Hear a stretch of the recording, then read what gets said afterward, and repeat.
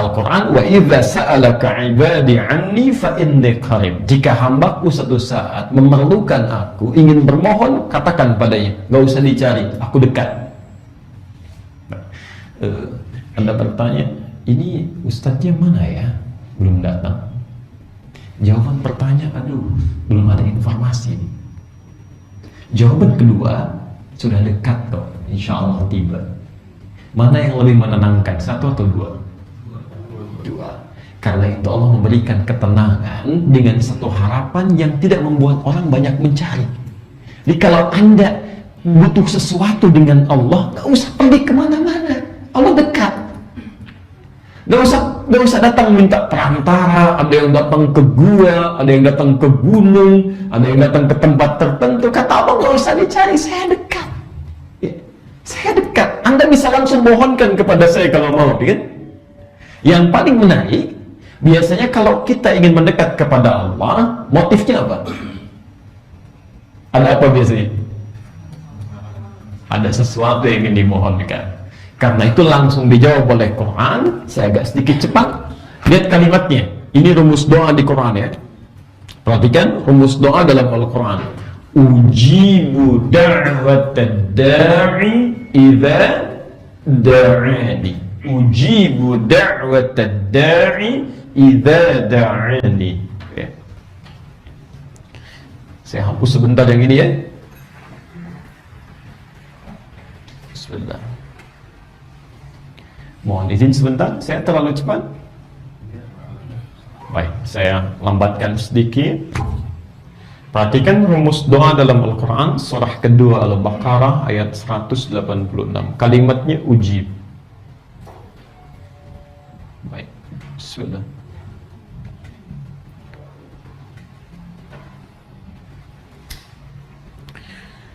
Fokus. Bentuk ini dalam ilmu saraf dikenal dengan fi'il mudhari. Ya? Fi'il mudhari itu kalau paling mudah dipahami dalam bahasa Inggris itu memiliki 3 makna. Bisa berarti present, ya, saat dimohonkan sekarang. Bisa berarti continuous, ya. Ya. Bisa berarti future. Sekarang, terus, atau nanti. Perhatikan, kata Allah, sifat doa itu kalau dimohonkan kapanpun kepada Allah, itu pasti dijawab. Mau sekarang kita minta, mau nanti kita minta, ataupun kapanpun kita mohonkan. Jadi sifat doa itu seharusnya kalau dimohonkan pasti dijawab. Jadi tidak ada doa yang tidak dijawab. Bahkan nanti Allah menegaskan, ya, wa qala rabbukum ud'uni astajib lakum. Ya, Allah menyampaikan, berdoa kepada saya langsung jawab. Ya. Ini menarik ya. Ingat kalimatnya, kalimat Qur'annya, tidak ada doa yang tidak dijawab. Ingat, setiap doa pasti akan dijawab. Entah itu sekarang dijawabnya, besok dijawabnya, lusa datang jawabannya, atau saat kita belum membutuhkannya Allah berikan di alam kesempatan yang lain. Ya. Karena doa itu saat dikabulkan bukan mengabulkan apa yang diinginkan, tapi apa yang dibutuhkan. Ya. Ingat sifatnya ya, Allah tidak mengabulkan apa yang kita inginkan, tapi mengabulkan apa yang kita butuhkan. Ya. Saat kita butuh itu yang diberikan. Ya. Kalau baru ingin, belum tentu diberikan. Ya. Anak bapak ibu ingin dibelikan motor, usia masih 5 tahun. Anda mampu membelikannya, dibelikan tidak? Tidak. Anda tunggu sampai dia mampu kan? Jadi bukan berarti Anda nggak mampu untuk memberikan, tidak. Anda berikan saat dia butuh nanti. Nah, sekarang perhatikan. Persoalannya, kata Allah, kalau seseorang berdoa menyebut namanya, ini, ya Allah, ini kan? Baik. Kata Allah, ujib, saya pasti jawab. Sekarang persoalannya, ada orang memohon kepada Allah yang ia butuhkan, bukan yang ia inginkan. Tapi jawaban ini belum datang. Bisa lambat atau tidak sama sekali. Apa penyebabnya? Ya, jelas di sini? Pelan-pelan. Jadi seharusnya ketika orang bermohon kepada Allah, itu akan selalu dikabulkan oleh Allah jika yang dimintakan kebutuhan. Nah, sekarang seseorang bermohon kepada Allah atas apa yang ia butuhkan, pelan-pelan, namun jawabannya kok belum kunjung tiba, ya bisa lambat, atau bahkan nampak tidak dijawab sama sekali. Apa masalahnya di sini? Nah, maka teman-teman sekalian, ketika Anda menyebut nama Allah, inilah bahasan pengantar yang tadi kita uraikan. Konsekuensinya adalah, maaf, saat kalimat ini disebutkan oleh kita semua, maka sifat uluhiyahnya mesti dihadirkan. Saya ulang, sifat uluhiyahnya, mengakui Allah sebagai Tuhan dalam bentuk perilaku kita keseharian, itu yang harus dihadirkan. Kalau ada seseorang menyebut nama Allah dalam permohonannya, ya, dalam doanya, tapi sikap kesehariannya menjauh dari Allah, bahkan menepikan Allah sebagai Tuhan, itu yang membuat lambat doanya dikabulkan. Ya. Maaf, Tuhan kita siapa? Allah, Masya Allah. Ya, Tuhan kita adalah Allah. Tapi dalam sikap keseharian kita menjauh dari Allah Subhanahu Wa Taala. Ada yang menjadikan Tuhannya televisi, ada yang menjadikan Tuhannya kedudukan, ada yang menjadikan Tuhannya harta benda. Masya Allah. Karena itu ketika semua itu hilang dari dirinya, bermohon kepada Allah agak sulit diterimanya, ya. Sulit terkabulnya, ya. Maaf, karena sikapnya bertentangan dengan sifat uluhiyah ini. Jadi kalau ada di antara kita, mohon izin, kesehariannya sering berdoa kepada Allah, namun tertunda jawabannya, atau bahkan sulit untuk dikabulkan, coba cek, barangkali ada hijab yang menghambat antara jawaban dengan permohonan itu. Di antaranya sikap kita yang menyimpang dari aspek uluhiyah ini. Tapi mohon izin, antum kalau sedang di kantor ada panggilan sholat, mana yang didahulukan? Sholat dulu atau teruskan rapatnya? Alhamdulillah. Masya Allah. Masya Allah. Alhamdulillah. Baik ya. Itu luar biasa. Luar biasa. Saya kasih contoh Quran ya. Kita dengan Quran aja. Dengan kami insya Allah kita coba hadirkan Quran sunnahnya supaya lebih mendalam ya. Saya kasih kasus di Quran. Surah ke-62 Al-Jumu'ah ayat ke-11. Ayat terakhir, posisi paling kiri di akhir ayat ini, pertengahan ya. Baik, di awal masa Islam, saya ulang, di awal masa Islam, kemudian muncul perintah dari Allah untuk menunaikan ibadah sholat Jumat.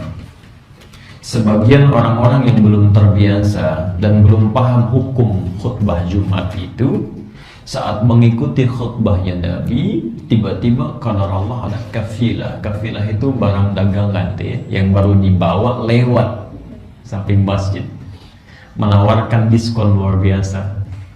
Ini barang baru, diskon sekian persen, dan sebagainya ya. Saya kasih ilustrasi lah, ibu kalau sedang belanja gitu kan, ada panggilan sholat, baik, di qadar Allah di bawah ada masjidnya, ibu sholat dulu atau teruskan dulu nomornya? Sholat. Nah sekarang situasinya diganti, begitu akan sholat tiba-tiba panggilannya berubah, diskonnya naik 90%. Teruskan mau sholat atau kembali lagi? Baik ya, hati-hati di akhirat nggak ada diskon nanti ya, awas. Nah teman-teman sekalian, apa yang terjadi? Ternyata Nabi SAW ditinggalkan oleh sebagian orang yang ada di situ, di masjid sedang mendengarkan khutbah, mereka mengejar itu ya, tawaran barang dagangan tadi ya. Sampai turun ayat, wa idza ra'au tijaratan aw lahwan infaddu ilaiha wa tarakuka qa'iman. Tatkala mereka melihat aktivitas bisnis yang sedang terjadi dan perbuatan yang tidak bermanfaat itu, yang tidak bermanfaat pasti tawar-menawar di situ ya. Infaddu ilaiha, bergegas mereka menuju ke tempat itu, wa tarakuka qa'iman, sedangkan kau ditinggalkan berdiri khutbah Muhammad sallallahu. Kata Ibnu Katsir, ada 12 orang bertahan, selebihnya keluar. Itu di awal masa Islam ya, karena belum mengenal tentang hukum khutbah Jumat pada saat itu, pelan-pelan baru bertahap gitu ya. Kembali ke situasi tadi Ya, masih ingat rumusnya? Kalau di Quran ada informasi disampaikan, tidak disebutkan siapa orangnya, kapan kejadiannya, artinya itu akan berulang di masa yang berikutnya dengan tokoh dan keadaan yang berbeda. Di sekarang pun akan ditemukan orang-orang yang tega meninggalkan Jumatnya demi kepentingan bisnisnya. Demi Allah saya katakan, antum misalnya, mohon maaf ya, sedang dihadapkan pada proyek nilainya 100 miliar rupiah. Setannya datang di situ, mesti ditandatangan pas di waktu Jumat. Kalau Anda lewat dari situ, Anda kehilangan proyeknya. Tapi kalau Anda kejar proyeknya, Anda kehilangan Jumatnya. Anda pilih mana?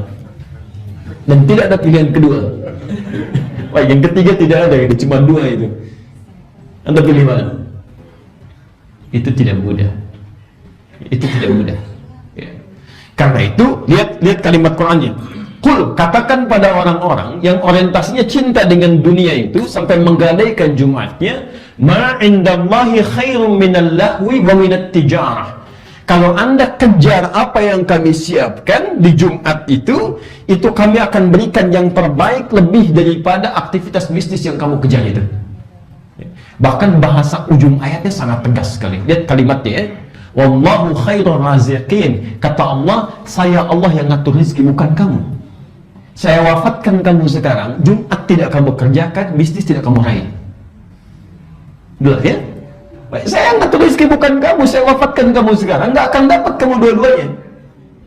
Tapi poin yang mau saya sampaikan, nah ada fenomena-fenomena dalam kehidupan yang lisan kita mengatakan Tuhan kita Allah, tapi aktivitas dan perilaku kita menuhankan yang lain. Awas, hati-hati. Sekarang kita sedang dihadapkan kepada persoalan-persoalan demikian. Baik, Bapak Ibu sekalian, ada Al-Quran, ada Al-Quran. Mana yang Anda ambil? Al-Quran kan? Baik, sekarang ada orang-orang tertentu yang menepikan Qurannya, dia ambil Qurannya.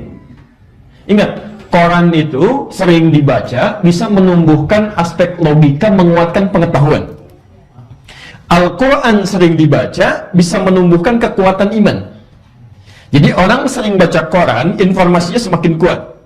Orang sering baca Al-Quran, imannya semakin kuat. Yang jadi persoalan, ketika ada panggilan meminta iman kita untuk meresponnya, karena keseringan baca Al-Quran, tidak pernah baca Al-Quran, Qurannya nggak mau muncul tuh imannya. Ketika ada panggilan iman, imannya nggak muncul. Karena keseringan baca yang lain. Akhirnya apa yang terjadi? Bahkan ada orang-orang, mengambil ayat-ayat Al-Quran, dibawa oleh dia untuk dialihkan pada kepentingan dunianya, meninggalkan aspek ketuhanannya.